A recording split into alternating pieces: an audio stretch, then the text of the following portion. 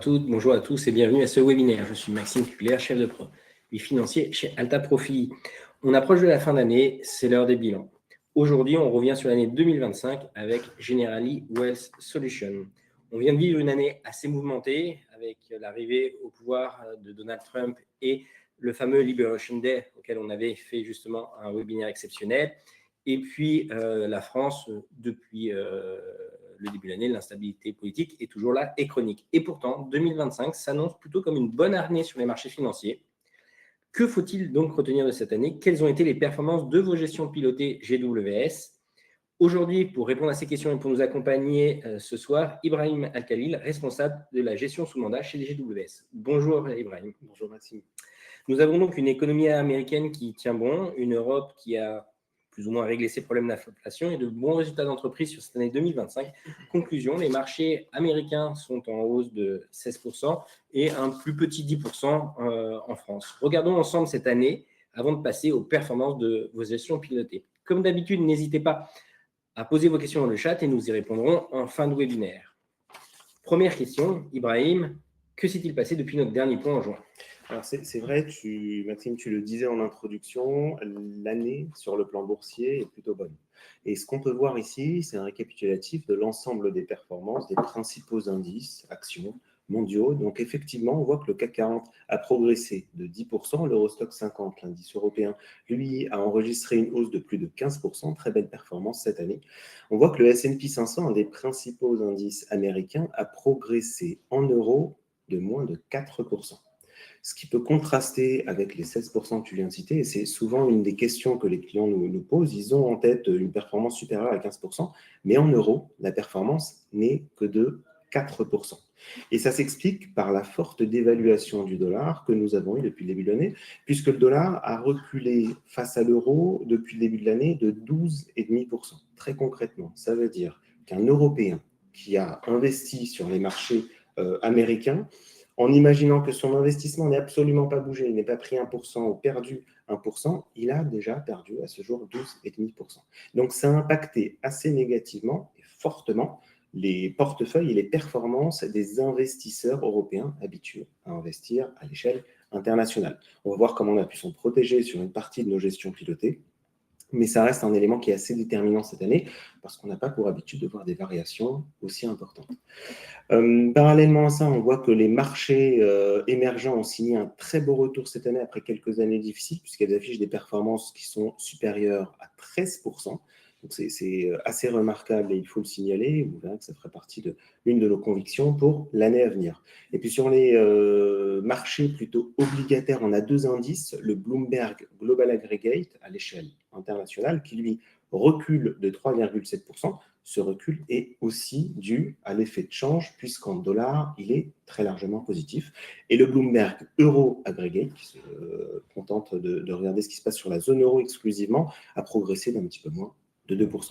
Donc, en résumé, c'est une bonne année sur les marchés financiers, mais une année qui a été particulièrement volatile. Tu l'as cité, le mois d'avril était très agité. Un premier semestre de manière générale qui était très agité, dans lequel la réactivité de la gestion a été assez rémunératrice. En fait, c'est une année, contrairement à l'année précédente, où les mouvements et puis saisir des opportunités a été assez déterminant, et on rentrera dans ce détail par la suite. Et effectivement, la dévaluation du dollar qui a également impacté beaucoup les portefeuilles. Maintenant, prenons un peu de recul. Qu'est-ce qui s'est passé sur le modèle économique? Sur le plan économique, alors sans refaire toute l'histoire en quelques mots, ayant en tête que la performance des marchés, assez bonne, ne reflète pas véritablement les incertitudes économiques qu'on peut avoir. C'est-à-dire que quand on regarde les marchés, on s'attend à avoir un environnement économique extrêmement serein et puis beaucoup de confiance dans l'avenir. Mais quand on regarde les chiffres d'un petit peu plus près, il y a un certain nombre de questions qui se posent. Si on commence par les États-Unis, alors les États-Unis devraient atterrir sur un niveau de croissance en 2025 de l'ordre de 2% et avoir quasiment la même chose sur l'année 2026. On a eu en fait une absence de données macroéconomiques pendant plusieurs semaines, de longues semaines durant le shutdown aux États-Unis. Et puis, on commence à retrouver, à récupérer nos habitudes et à revoir les données. Et certaines données interrogent et soulèvent quelques inquiétudes, notamment pour l'année à venir, notamment autour de l'emploi. Pour information, le rapport ADP qui mesure les créations d'emplois sur le mois de novembre a fait office d'une suppression de 32 000 emplois à peu près, là où on attendait une création de 5 000 emplois, où on avait eu autour de 47 000 emplois créés sur le mois d'octobre. Et de manière plus globale, quand on regarde le niveau de chômage aux États-Unis, la tendance a augmenté un petit peu, et surtout chez les jeunes. On se rend compte que les jeunes diplômés américains ont plus de difficultés à trouver un emploi en sortie d'école ou en sortie d'université. D'ailleurs, on voit une envolée des taux de défaut des crédits étudiants aux États-Unis. C'est un autre élément qui interroge un petit peu. Cette faiblesse au niveau de l'emploi est expliquée en partie par l'utilisation plus massive dans les entreprises d'outils d'intelligence artificielle qui permettent parfois d'embaucher un petit peu moins de juniors et qui exercent une forme de pression sur l'emploi des jeunes aux États-Unis. C'est un élément extrêmement important qu'il va falloir suivre pour l'année prochaine et qui fait partie des risques à surveiller. On a également le moral des ménages aux États-Unis qui est un petit peu affecté, une décélération des salaires, mais malgré tout, élément plutôt positif et remarquable, la consommation des ménages se maintient. C'est-à-dire que les Américains continuent à nous surprendre sur ce point-là, comme ils l'ont fait en 2023 et 2024. Malgré ces difficultés-là, l'Américain moyen continue à consommer. Il n'y a pas de baisse majeure en termes de consommation et c'est déterminant dans la mesure où on se rappelle qu'en moyenne historique, 2/3 du PIB américain est porté par la consommation. Donc la consommation est un pilier essentiel et pour l'instant, il est plutôt maintenu. Et effectivement, comme tu l'as dit, la saison des publications de résultats d'entreprise ont été plutôt bonnes sur le trimestre qui vient de s'écouler, plutôt en hausse et on attend des bénéfices en hausse de l'ordre de 14-15%. Donc c'est assez favorable. Les entreprises américaines vont globalement bien. En zone euro, on a une situation qui est un petit peu plus modérée. On a une croissance autour de 1,4%. On devrait être un petit peu inférieur à ça l'année prochaine. C'est une croissance qui se tient, mais qui reste assez fragile. On a malgré tout, c'est en grande partie dans les cours, mais l'apport positif du plan de relance allemand qu'on devrait sentir l'année à venir et qui devrait soutenir les actifs européens. Et parallèlement, potentiellement une reprise de l'activité chinoise qui aide également les entreprises, les grands leaders européens qui sont très présents sur le continent asiatique. En Chine, une dynamique qui est toujours relativement faible, plutôt affaiblie, des tensions commerciales qui sont assez présentes, une consommation qui est toujours faible et puis une confiance qui est au plus bas. L'élément positif, c'est qu'elle ne se dégrade plus depuis quelques mois, mais elle est à un niveau qui est historiquement bas. Donc, on pourrait s'attendre à voir maintenant un petit peu plus d'amélioration. En tout cas, le gouvernement est dans cette dynamique-là. C'est-à-dire qu'on a vu que quand il a accompagné davantage la consommation domestique, ça a plutôt bien fonctionné. Quand ils ont distribué des chèques, finalement, on a vu un pic de consommation, mais qui s'est effondré assez rapidement par la suite. Donc, ils doivent rester dans cette logique de déjà politique monétaire accommodante et puis d'accompagner la consommation domestique, même s'ils se concentrent également, et on comprend bien pourquoi quand on voit les difficultés de consommation des ménages, ils se concentrent également sur les exportations, qui sont un élément extrêmement important pour la Chine. Donc le bilan économique n'est pas défavorable, il est même plutôt globalement rassurant, mais attention à quelques éléments d'incertitude qui peuvent inquiéter. On a parlé de l'emploi aux États-Unis. L'autre élément qui a d'ailleurs fait vaciller les marchés sur les 20 premiers jours du mois de novembre, c'est les questions autour de la valorisation, qui sont aujourd'hui assez élevées, et plus particulièrement et spécifiquement sur le secteur technologique aux États-Unis, qui sont particulièrement chers. D'ailleurs, on le voit sur le graphique en bas à gauche, on voit un niveau de valorisation, le fameux PE, le Price Earning Ratio, qui en fait nous dit si les marchés sont chers ou peu chers. Et c'est très simple. On va simplement regarder le cours sur le bénéfice. En d'autres termes, c'est comme si, pour un actif immobilier, on comparait le loyer généré sur un an et qu'on le mettait en rapport avec le prix du bien immobilier. Et ce qu'on constate, c'est qu'aux États-Unis, on va payer aujourd'hui 23 fois les bénéfices des entreprises du S&P 500. C'est-à-dire, en d'autres termes, qu'il faut 23 années à bénéfice constant pour rembourser l'investissement initial, alors qu'historiquement, on est plutôt autour de 16-17%. Donc, on est sur un niveau qui est assez élevé en termes de valorisation. On voit qu'en Europe, même si on est sur le moyenne historique, relativement aux États-Unis, on est assez peu cher. En fait, c'est plutôt attractif. Et sur les pays émergents, même constat. Là où c'est peut-être plus des questions à se poser, c'est sur la concentration des principaux indices. On a énormément parlé ces dernières années les 7 magnifiques, soit des géants technologiques américains. Ce qu'on regarde sur le graphique en bas à droite, c'est les 8 premières capitalisations dans les différents indices américains et mondiaux. On retrouve les fameux Tesla, Meta, Broadcom, Amazon, Alphabet, maison mère de Google, Apple, Microsoft et Nvidia. Ce qu'on constate, c'est que ces 8 entreprises, elles représentent 50% du Nasdaq. Elles représentent 37% du S&P 500. C'est extrêmement important, mais j'ai envie de dire jusque-là, c'est des chiffres qu'on avait plutôt en tête, car on se protégeait de cette concentration en allant se diversifier à l'échelle internationale.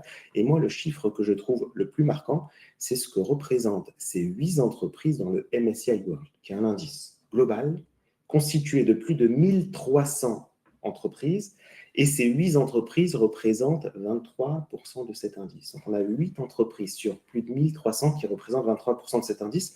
En d'autres termes, même en allant chercher du MSCI World, finalement, on concentre également davantage notre portefeuille sur ces géants technologiques américains. Et ça nous pousse plutôt à un petit peu de prudence, même si on n'a pas d'inquiétude majeure là-dessus, un petit peu de prudence parce que les niveaux de valorisation et la concentration devient certainement trop importante. Donc c'est l'idée de ce bilan, encore une fois, rien de très inquiétant, mais quelques éléments à surveiller. Et quand on voit la performance des marchés, on se pose la question légitimement de savoir si les marchés intègrent ces incertitudes. Le dernier élément à avoir à l'esprit, c'est évidemment la politique monétaire. On attend une baisse des taux qui devrait arriver cette semaine de la part de la Fed, et puis 3 baisses des taux à venir sur l'année 2026, et une baisse des taux sur le premier semestre côté Europe de la part de la BCE. Ce qu'on voulait faire pendant ce webinaire, c'est aussi faire un focus sur un sujet qui fait davantage l'actualité ces dernières semaines, et se concentrer en 3 slides sur la guerre en Ukraine et sur ce qu'impliquerait la fin de la guerre en Ukraine pour les marchés et pour nos investissements. Alors ici, c'est assez intéressant parce qu'on voit sur le graphique numéro 1, donc la probabilité d'un cessez-le-feu entre la Russie et l'Ukraine en 2025 et en 2026. Ce qu'on voit en noir, c'est la probabilité d'avoir un cessez-le-feu en 2025. On voit que c'est une courbe assez décroissante tout au long de l'année 2025, c'est-à-dire qu'on a démarré l'année avec de bons espoirs de voir un accord de paix, et finalement, petit à petit, on a compris qu'il ne serait pas en place, et évidemment, plus on avance dans le temps et plus il se réduit. Et sur l'année 2026, on voit qu'on a une forme de stabilité un petit peu plus importante, et effectivement, le plan de paix proposé par Trump et la pression énorme exercée sur l'Ukraine pour l'accepter plaide dans cette faveur-là, c'est-à-dire donne espoir aux investisseurs qu'un cessez-le-feu est probable en début d'année 2026. Donc ça, c'est encore une fois, sans discuter c'est ce qu'on constate en termes de probabilité. Parallèlement à ça, si on abaisse un petit peu les yeux sur le graphique numéro 2, ce qu'on voit, c'est la performance du secteur de la défense ou des champions du secteur de la défense par rapport au stock 600, un indice assez large européen. Et ce qu'on voit, c'est que depuis janvier 2024, les entreprises de la défense ont fait 2,4 fois mieux que les entreprises européennes au sens large. Alors, il y a eu une très bonne performance, mais ça, on l'avait plutôt en tête parce que c'est évidemment une thématique qui a énormément intéressé les investisseurs. C'est devenu presque un incontournable dans les portefeuilles.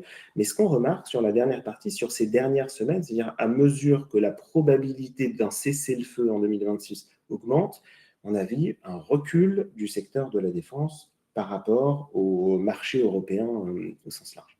Et donc la question, c'est de se dire, est-ce qu'il faut en sortir ? Parce que si jamais il y a un cessez-le-feu, le marché risque de sortir complètement de ces investissements-là. Donc, est-ce qu'il faut prendre ces bénéfices ? On en a quand même bien profité sur le plan de l'investissement pendant plusieurs années. Ou est-ce que c'est un investissement de long terme qu'on veut garder en portefeuille ? Notre réponse, elle est en grande partie expliquée sur le graphique numéro 3. Et elle est très clairement non, il ne faut pas vendre. C'est un investissement de long terme, une thématique certainement séculaire qui est faite pour durer dans les portefeuilles. Pourquoi ? Parce que quand on regarde les dépenses de défense en pourcentage du PIB des principaux pays, ce qu'on constate, pour certains pays, c'est très marquant. Quand on regarde la Pologne, quand on regarde la Lituanie, ils ont plus de doublé entre 2019 et 2025. C'est des décisions qui sont faites pour durer. c'est des décisions qui vont s'inscrire dans le temps. Et on a même en tête que l'objectif de l'OTAN, c'est d'amener les dépenses à 3,5% du PIB. C'est la ligne en pointillé qu'on peut voir. Donc, il y a encore du chemin à faire en termes d'investissement. En d'autres termes, ce n'est pas un investissement momentum et opportuniste qu'il faut chercher à avoir sur 6 mois et en sortir très rapidement. Si jamais il y a un cessez-le-feu, évidemment, on commence à connaître le comportement des investisseurs, ça risque de reculer de 5, 10, 15% le secteur. C'est très clair pour nous, ça sera une opportunité d'achat qui nous permettra d'entrer. Exactement.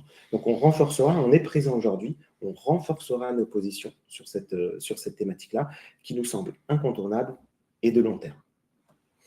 Alors, au-delà de ce focus-là, si on parle en quelques mots, mais ensuite on passera sur la partie pratique, de la stratégie d'investissement, on l'a dit, c'est une bonne année. Il y a quand même quelques incertitudes sur le plan politique et géopolitique. Qu'est-ce que ça nous pousse à faire dans les portefeuilles? Très concrètement, ça nous pousse à alléger un petit peu ce qu'on considère comme étant extrêmement cher. Alors, est-ce qu'il faut en sortir? Non, on est toujours présent sur la tech américaine, mais est-ce qu'il est raisonnable d'alléger après des performances exceptionnelles qu'on a notamment eues sur le S&P 500, sur des titres comme Alphabet par exemple? Oui. Donc on est plutôt dans une logique où on va alléger un petit peu la pondération du secteur technologique qui a très, voire trop bien performé, et dans lequel on va revenir sur certains secteurs européens qui sont plutôt délaissés, et sur lesquels on pourrait avoir de meilleurs comportements sur la première partie de l'année 2026. Et d'ailleurs, on le voit ici, étant donné que les marchés ont beaucoup vacillé sur des notions de valorisation, on a remis les valorisations relatives des marchés émergents par rapport aux pays développés, et puis de la zone euro par rapport aux États-Unis. Et dans les deux cas de figure, on voit que relativement, c'est quand même des classes d'actifs et des zones géographiques qui sont intéressantes. Donc, on revient davantage sur la zone euro, mais on revient également davantage sur les pays émergents qui ont sous-performé un certain nombre d'années, qui sont revenus très largement dans la course cette année, qui vont continuer à profiter d'un dollar assez faible. C'est plutôt favorable pour les économies émergentes. Et puis, dans cet investissement sur les pays émergents au sens large, on a également une sous-poche qui se concentre plus exclusivement sur la tech, sur les valeurs technologiques chinoises, plutôt les grands leaders chinois, qui, à notre sens, sont les seuls capables de rivaliser avec les géants technologiques américains. Donc, ça fait partie des convictions de long terme, évidemment. C'est un marché plus volatile, donc les pondérations sont plus petites. On peut le jouer notamment grâce à des trackers dans notre fonds cœur, mais c'est un investissement, une conviction de long terme. On sait que la domination de demain passe par la technologie, que malheureusement, l'Europe n'est pas très bien positionnée sur ce sujet-là, mais que les Chinois, eux, sont extrêmement bien positionnés et ce ne sont pas les exemples de valeur qui manquent. Alors, maintenant, concrètement, qu'est-ce que ça a donné dans votre allocation? Alors, ce qu'on voit ici, c'est l'évolution de l'exposition action de nos deux profils de conviction et le patrimoine. Le premier élément, c'est qu'on constate, depuis qu'on a commencé la gestion, qu'il y a des mouvements qui sont assez réguliers en fonction de la volatilité des marchés. On peut avoir des changements d'exposition qui peuvent être assez importants. Mais si on se concentre sur la dernière partie de ce graphique, on voit qu'on diminue un petit peu l'exposition en cette fin d'année. Comme je le disais, l'objectif après cette belle année, c'est plutôt de réduire un petit peu nos expositions. Pas vraiment, encore une fois, qu'on s'attende à un effondrement, mais plutôt par mesure de précaution après une belle année comme celle-ci et certains excès localisés sur certains secteurs, ralentir un petit peu la vitesse et puis réduire très légèrement l'exposition. Et puis si on passe sur les slides suivants, on verra dans le détail comment ça s'est expliqué. Vous savez, en gestion, on a toujours ce biais d'allocation. Je décide de mon exposition action obligataire à yield et puis ensuite le biais de sélection. Je peux avoir la même exposition, mais aller sur des secteurs beaucoup moins agressifs, par exemple, je n'aurai facialement pas changé mon exposition au marché action et je serai beaucoup moins sensible aux variations et à la volatilité. Donc ici, on voit vraiment les mouvements qu'on a sur les satellites. On rappelle, on a une gestion cœur satellite, et ces satellites qui sont des OPCVM sélectionnés en architecture ouverte, et qui sont plutôt des mouvements de long terme. On a fait 4 arbitrages cette année, 4 gros arbitrages, et ici, ce sont les principaux mouvements qu'on a fait depuis juin, donc 2 gros arbitrages, un en juillet et un en octobre. L'idée là-dessus, elle a été pour certaines typologies d'actifs de vendre, de rester sur la même classe d'actifs, mais de changer simplement la sélection, donc de changer le fonds sur lequel on s'appuie. Ça a été par exemple le cas pour l'arbitrage entre le GIS SRI Aging Population qui a été vendu au profit du GF Ambition Solidaire, qui est un petit peu plus cyclique, qui est un petit peu plus agressif et qui affiche cette année de bien meilleures performances. Le Aging Population était un petit peu plus en retrait. On a également décidé de vendre nos positions sur le fonds Fidelity Sustainable Asian Equity pour jouer la thématique émergente au sens large et ne pas se concentrer exclusivement sur l'Asie, sachant, et on y viendra par la suite, qu'on joue de manière plus spécifique les valeurs technologiques chinoises via un ETF dans le fonds cœur. Donc, dans les fonds satellites, les paris de long terme, ce qu'on a décidé de faire, c'est de sortir l'Asie au profit d'un fonds Robeco Emerging Market.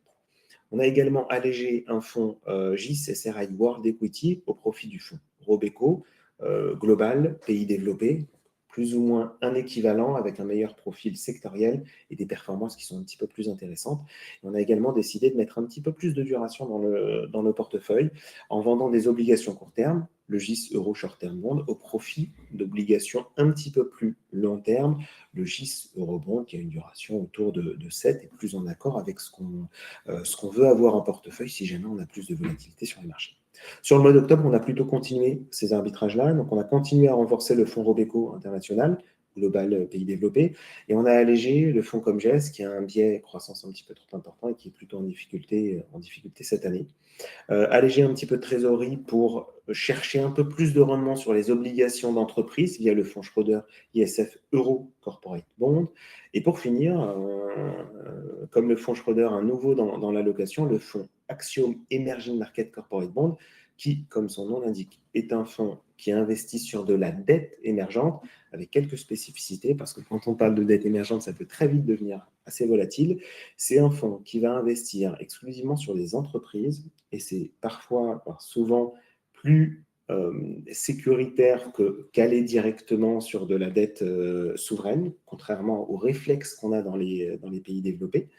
Donc, il va s'intéresser aux entreprises, plutôt généralement des entreprises internationales qui ont des filiales dans des pays émergents, et il ne va s'intéresser qu'à de la devise, à des obligations émises en devise forte, c'est-à-dire en dollars ou en euros. Et ce fonds est couvert contre le risque de change. Du coup, nous n'avons pas souffert de la dévaluation du dollar sur un portefeuille comme celui-ci, et on a un portage qui est de l'ordre de 7%, tout à fait raisonnable pour le type d'entreprise qu'il adresse. Donc là, on vient de voir le fonds. Oui, sur le slide suivant, on a juste un rappel du portefeuille sans rentrer dans le détail, mais on se rappelle bien qu'on a une configuration qui est cœur satellite. Donc, on le voit, le fonds cœur, c'est ce fameux GWS allocation tactique qui représente 20% dans un profil patrimoine et qui représente 40% dans un profil conviction et qui nous a été bien utile cette année avec la volatilité qu'on a eue. Et puis les autres positions sont les positions qu'on appelle satellites, des convictions de moyen long terme. On remarque effectivement les deux nouveaux fonds dont on vient de parler, le Schroder et le fonds Axiom. L'autre élément à avoir en tête, c'est que nous avons les mêmes fonds dans les deux profils. Ce qui diffère, c'est la pondération. Et ça permet d'avoir une cohérence parfaite entre les deux profils en termes de répartition géographique. Et bien, je crois que c'est sur le slide suivant, en termes de répartition géographique, on a exactement la même entre les deux profils quand on regarde évidemment la poche action. Donc, ce qui va différer, c'est le poids des actifs risqués dans chacun de ces profils-là. Et en termes de répartition géographique de la poche action, on va retrouver essentiellement de l'Europe et des États-Unis. On va renforcer un tout petit peu la partie Europe, mais ça se vaut plutôt. Et puis une quinzaine de pourcents sur les émergents et sur l'Asie développée. Donc là, on vient de voir l'allocation du portefeuille, mais comme vous arrêtez pas de le répéter, c'est un portefeuille cœur satellite et le cœur du portefeuille, c'est le fonds GWS allocation tactique. Comment vous avez arbitré ce fonds pendant cette période et qu'est-ce que ça donne aujourd'hui? Alors, ça a été un fonds qui nous a été particulièrement utile parce que c'est vrai que, pour rappel, ce fonds-là, il est présent en pondération importante. Pour quelle raison? Parce que le défaut des gestions pilotées, traditionnellement, c'est la réactivité. Alors, très souvent, on se dit sur le long terme, une semaine de délai entre le moment où on veut passer un ordre et le moment où c'est exécuté dans le compte des clients, c'est pas grand-chose. Mais c'est vrai que quand on a des années comme celle-ci, La semaine de délai, elle peut faire toute la différence. On se rappelle de ce qui a pu se produire en avril dernier. Donc très concrètement, ça nous permet d'avoir une manière d'agir instantanément dans le compte de l'ensemble des clients. Et cette architecture cœur satellite avec un fonds 100% ETF, c'est vraiment une exclusivité Alta Profit et ça nous amène une réactivité dans la gestion pilotée qu'on retrouve nulle part ailleurs. Donc ce fonds, il est 100% composé d'ETF. L'idée, elle est très simple, c'est un fonds qui doit être globalement investi autour de 50% d'actions. Là où il est utile, c'est justement quand il y a un événement qui se produit et qu'on souhaite s'exposer davantage aux actions ou de diminuer notre exposition, on le fait instantanément via le fonds. Typiquement, le fonds va passer de 50, par exemple, à 60 ou 70% d'actions. Ça va nous permettre de nous sensibiliser tout de suite à la thématique qui nous intéresse et puis, quelques semaines plus tard, une fois qu'on aura décidé de manière plus durable des arbitrages à faire sur les satellites, petit à petit, on ramènera le fonds de nouveau sur le niveau de 50% pour toujours avoir cette possibilité-là. Donc, c'est vraiment un fonds qui nous permet de faire la jonction entre deux arbitrages et de ne pas multiplier les arbitrages sur l'ensemble des satellites quand ce n'est pas nécessaire et de perdre de la réactivité pour les mettre en œuvre. Sur ce fonds-là, quelques éléments à avoir en tête sans dérouler tout ce qu'on a, mais sur la partie action, quelques éléments à avoir en tête. L'un des premiers éléments, c'est qu'aux États-Unis, on a une pondération de 10% sur le S&P 500 et G. Donc, on voit un petit H, D, G à la fin du libellé. Ça montre que ce fonds, il est couvert contre le risque de change, ce qui nous a permis de ne pas souffrir de la dévaluation du dollar sur cette position-là. Toutes les positions ne sont pas couvertes, mais en tout cas, quand on fait le choix de se couvrir, on peut le faire instantanément en switchant des parts couvertes contre des parts non couvertes. Donc, on a une position de S&P 500 qui est couverte contre le risque de change. Autre élément peut-être un petit peu différenciant et qu'on a renforcé depuis notre dernier webinaire, c'est l'exposition, je le disais, aux valeurs technologiques chinoises à travers le fonds iShares MSCI China Tech, qui est un fonds qui est un ETF assez concentré finalement, parce que les 10 premières positions doivent représenter entre 65 et 70% de pondération dans cet ETF-là. Donc ça permet de se concentrer sur les grands leaders tech en Chine, qui sont encore une fois, à notre sens, les seuls véritables concurrents et qui en termes de valorisation, si on les comparait aux géants technologiques américains, ont encore énormément de chemin à faire. Donc, c'est vraiment un pari d'avenir qu'on souhaite garder longtemps en portefeuille et qu'on fera certainement monter en puissance petit à petit. On a également des marchés émergents au sens large, même si c'est déjà joué à travers des satellites, c'est une position qu'on peut ajuster au fil de l'eau. Et puis, sur la partie obligataire, on a essentiellement plutôt de la dette souveraine qui va venir diminuer la volatilité des différents profils. C'est plutôt une valeur refuge quand le marché se comporte pas très bien. C'est quelque chose qui va venir amortir les phases de baisse. Là, on voit l'évolution de l'exposition action du fonds. C'est tout à fait ce qu'on dit. C'est un fonds, on voit qu'il y a beaucoup plus de volatilité dans l'exposition action que celle que l'on peut avoir sur les profils de GP. C'est tout l'intérêt de ce fonds-là. C'est de l'utiliser pleinement, parfois avoir des variations qui peuvent être très importantes, et puis systématiquement revenir petit à petit autour de notre neutre, autour des 50%, parce qu'encore une fois, l'idée de ce fonds-là, ce n'est pas d'être à 100% d'action tout le temps. Ça permet de faire la jonction entre deux arbitrages sur les satellites, sauf si, véritablement, le marché venait de s'effondrer et qu'on souhaitait être pleinement investi, exploiter pleinement nos bornes d'investissement sur la partie action, auquel cas on pourrait être effectivement très investi sur les satellites, mais également sur le fonds cœur. Mais on voit qu'il y a une certaine volatilité qui est aussi une forme de garantie et de témoignage de notre réactivité sur les marchés. Donc, même si on ne peut pas faire 48 arbitrages sur les fonds satellites, généralement, il y en a très peu. C'est plutôt une bonne chose parce que c'est des convictions de long terme. On voit qu'on a quand même un certain nombre de mouvements sur le fonds cœur qui nous permet de saisir des opportunités, d'augmenter l'exposition, de se protéger, de revenir sur du souverain. Et c'est ce qu'on fait depuis le lancement de la gestion en 2021. Maintenant, le moment qu'on attend tous, les performances. Effectivement, les performances, donc plutôt une belle année, malgré les difficultés qu'on a pu avoir. C'était loin d'être un long fleuve tranquille. Cette année, on a des performances qui sont nettes de tout frais ici. Donc, des performances sur un conviction qui sont de 5,40 sur le profil conviction, le plus dynamique, et qui sont de 3,50 sur le profil patrimoine. Plusieurs éléments intéressants à avoir en tête. Le premier, c'est qu'on le sait, c'est une gestion plutôt patrimoniale, même sur un profil conviction. L'objectif, ce n'est pas de faire 2 fois la perte quand on est en recul, parce qu'on sait que très souvent, c'est à ce moment que les clients décident de sortir et ne profitent pas de la hausse qui va suivre. Donc, c'est d'essayer au mieux d'amortir les phases de baisse et de participer aux phases de hausse, même quand les marchés sont difficiles. Et on voit que c'est une stratégie qui est plutôt rémunératrice et qui paye dans la mesure où la performance sur 3 ans d'un profil de conviction, elle est de plus de 22%, de quasiment 23% net de frais. Sur un profil patrimoine, elle est de plus de 13%, donc ça reste des performances qui sont très intéressantes. Sur 3 ans, rappelons que le contexte a quand même un petit peu changé depuis 5 ans, c'est-à-dire qu'on est dans un environnement où les taux plus élevés font que les investissements sans risque, type fonds en euros, rémunèrent davantage, là où ils ne rapportaient rien il y a 5-6 ans. Mais pour bénéficier pleinement de la performance du fonds en euros et donc pour bénéficier des boosts qui sont accordés sur le fonds en euros, il faut avoir des UCITS.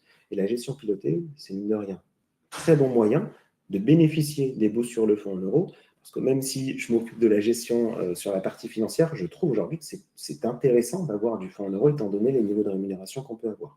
Mais de la compléter avec un moteur de performance supplémentaire que représente la gestion pilotée, qui délivre de très belles performances qu'aucun fonds en euros n'aurait pu donner sur les 3 dernières années et qui permet de booster la performance que l'on va avoir sur la partie fonds en euros. Merci bien. Passons maintenant aux différentes questions du chat. Alors, une première question. Pour la zone euro, qu'en est-il plus particulièrement des marchés italiens, espagnols et allemands? Question large et des marchés qui sont assez différents. Alors le marché allemand a été très bon cette année et en grande partie par le plan de relance allemand qui a été annoncé et qui est déjà pas mal anticipé. Donc notre avis il est assez favorable sur l'Europe au sens large. En fait, je vais même y répondre dans l'autre sens, c'est-à-dire qu'aujourd'hui, à l'exception de la France, on est assez favorable sur l'Europe de manière générale. On est assez favorable sur l'Allemagne. On n'a pas de raison d'être sur la réserve, ni sur le marché espagnol, ni sur le marché italien. Car à l'exception de la France, qui est dans une difficulté plutôt politique et qui va finir par peser sur le plan économique, parce qu'encore une fois, l'instabilité politique est ce qu'il y a de pire pour un investisseur, et le manque d'investissement, petit à petit, va finir par se traduire en impact négatif sur l'économie française. Donc, à l'exception de la France, où on est plus réservé là-dessus, on est un petit peu plus sur la retenue, et encore une fois, en France, on fait la distinction entre les valeurs franco-françaises qui dépendent de la consommation des ménages français et d'autres valeurs qui cotent en France, mais qui font l'essentiel de leurs chiffres sur le continent asiatique ou sur le continent américain. Celle-ci, on peut s'y intéresser, mais plus spécifiquement, on est un peu plus attentif ou prudent, si on se dit les choses de manière très claire, sur les valeurs très, très françaises. Mais on reste assez favorable de manière générale sur l'Europe et sur le début de l'année 2026. On pense que l'Europe est un bon investissement à faire. On a d'ailleurs fait, ça faisait partie de nos arbitrages, alléger notre exposition Pure France pour aller de manière un petit peu plus globale sur l'Europe. Merci. Alors justement, vous avez parlé de la France. Est-ce qu'il y a tout de même des secteurs porteurs en France pour 2026? Alors, encore une fois, ça dépend de ce qu'on veut regarder concrètement en France. Fondamentalement, on a des secteurs qui sont très en difficulté, sur lesquels ça va être difficile, à mon sens, d'aller. Le secteur auto est un bon exemple, que ce soit en France ou même en Europe. Ça fait partie des secteurs qui souffrent beaucoup de concurrence, en difficulté, et des valorisations qui sont très basses, qui ne sont, à notre sens, pas encore assez intéressantes. Et si on se concentre sur ce qu'il y a de plus intéressant ou de ce qu'on peut avoir en portefeuille, on a parlé de la défense. Il y a des acteurs français très intéressants et sur lesquels on peut investir de manière avec une vision très long terme.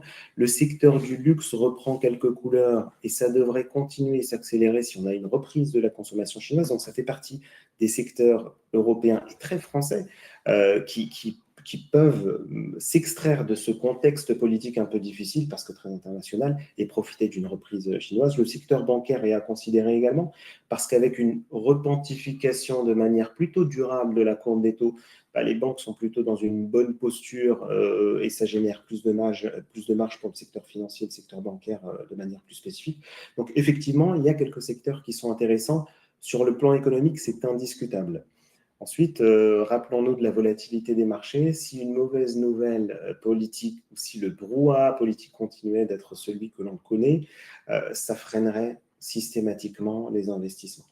Donc, certains secteurs sont intéressants. à surveiller, à commencer à investir là-dessus, mais on va plutôt privilégier des secteurs qui sont moins dépendants en fait, de ce qui peut se passer en France. La défense est un exemple pour nous dans nos portefeuilles. Le luxe est un autre exemple qu'on adresse, même si ce sont des valeurs françaises. Merci beaucoup. Quel est votre avis sur l'intelligence artificielle? Est-ce une bulle?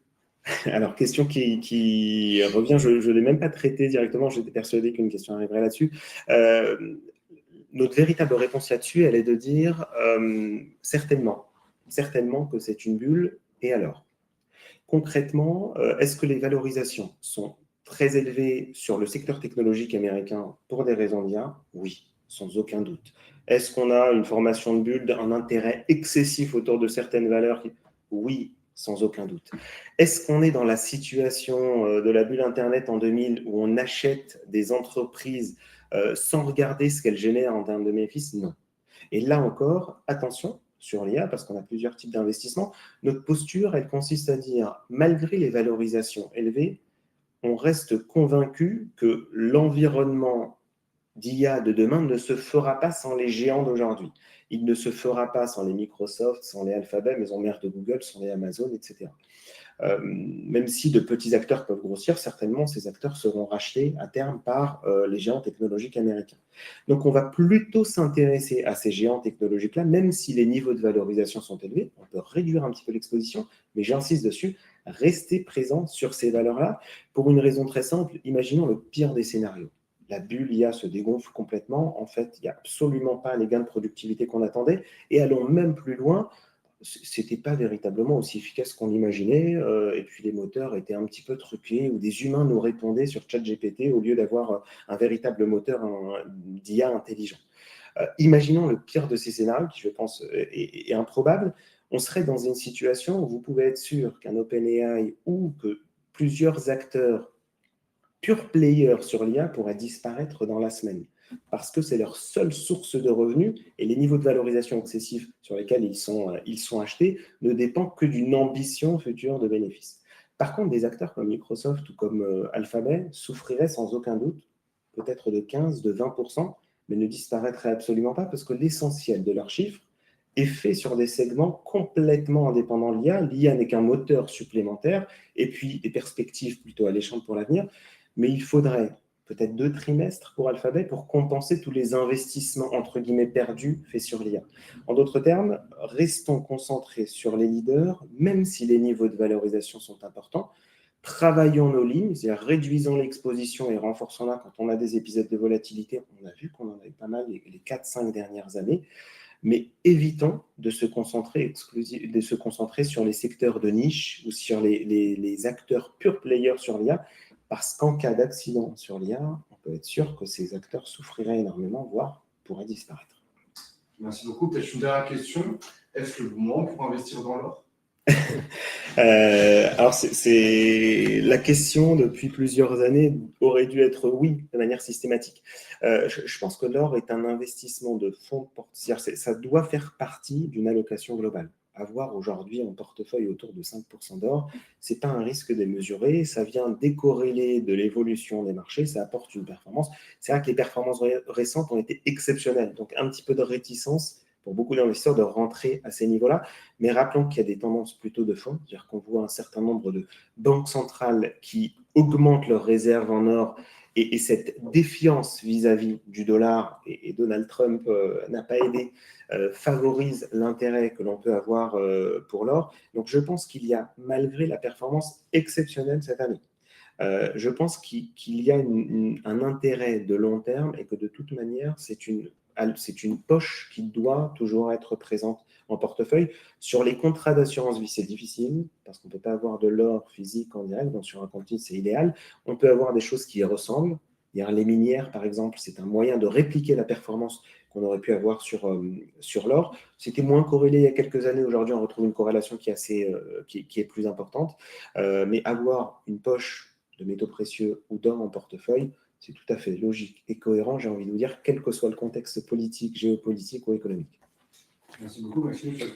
Merci à tous pour vos questions. Je remercie également Ibrahim Khalil, responsable de la gestion sous mandat chez GWS, pour cette présentation. Si vous avez d'autres questions, n'hésitez pas à nous écrire ou à contacter votre conseiller Alta Profit. Le webinaire sera en replay dès demain sur notre chaîne YouTube. Je vous souhaite à tous une excellente soirée et je vous dis à très bientôt pour un prochain webinaire.